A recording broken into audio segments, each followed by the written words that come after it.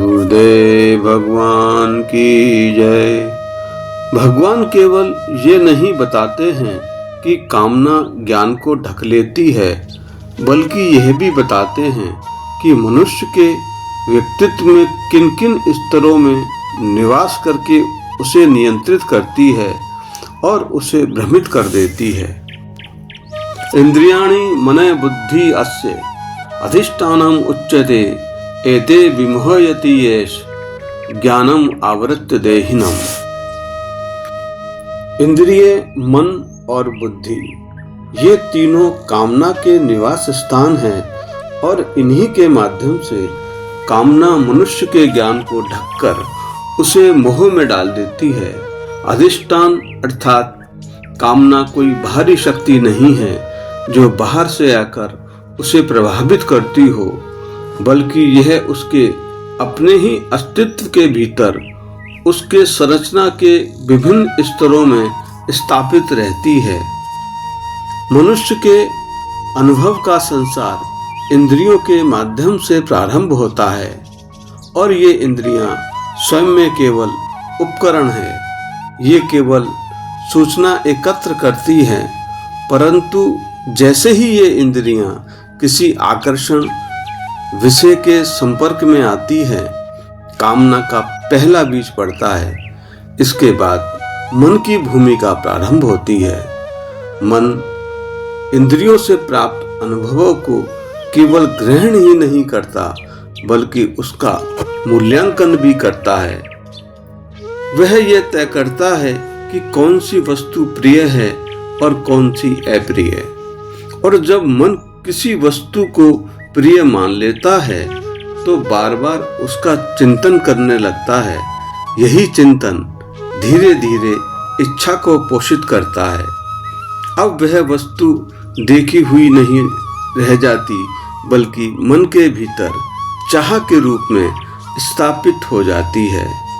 इस प्रकार कामना और अधिक प्रबल हो जाती है।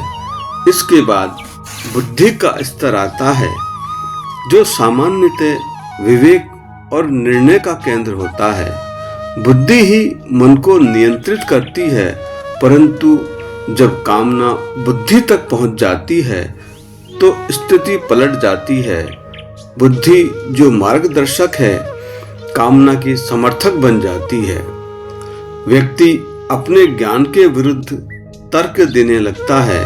वह सोचता है, इसमें बुराई क्या है, एक बार करने में हर्जा क्या है, सब लोग करते हैं, मैं अकेला तो नहीं।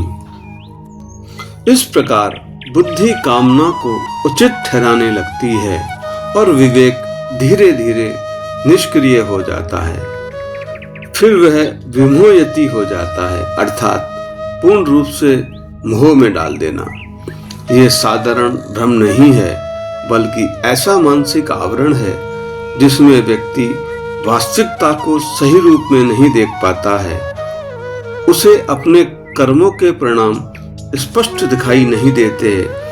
वह क्षणिक सुख के पीछे दौड़ता है और हित के विरुद्ध कार्य करता है।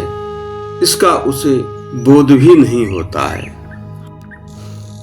तस्मात् त्वम् इंद्रियाणि आदौ नियम्य भर्तर्षभ पाप्मानं प्रजहि ही एनम ज्ञान विज्ञान नाशनम।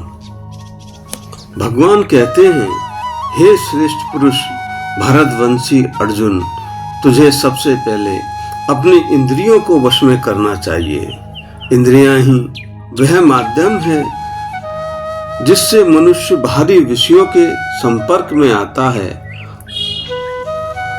और इन्हीं के कारण मन में इच्छाएं उत्पन्न होती है। काम ही वह पापी तत्व है जो मनुष्य के ज्ञान और विज्ञान दोनों का नाश करता है। भगवान कहते हैं कि मनुष्य के भीतर एक ऐसा शत्रु है जो उसकी शक्ति, शांति और ज्ञान का हरण कर लेता है, और वह शत्रु है काम।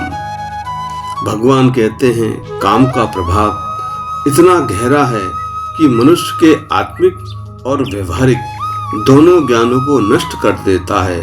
तस्मात् त्वम् इंद्रियाणि आदौ नियम्य, अर्थात सबसे पहले इंद्रियों को नियंत्रित करो आत्म संयम की प्रक्रिया यदि इंद्रियों को प्रारंभ में ही संयमित कर लिया जाए तो मन में विकार उत्पन्न होने से पहले रोका जा सकता है। इंद्रियों को अपने विवेक के अधीन रखकर पाप रूप शत्रु का नाश करो। काम से बचना या भागना नहीं, बल्कि उसका सामना करो और उसे परास्त करो।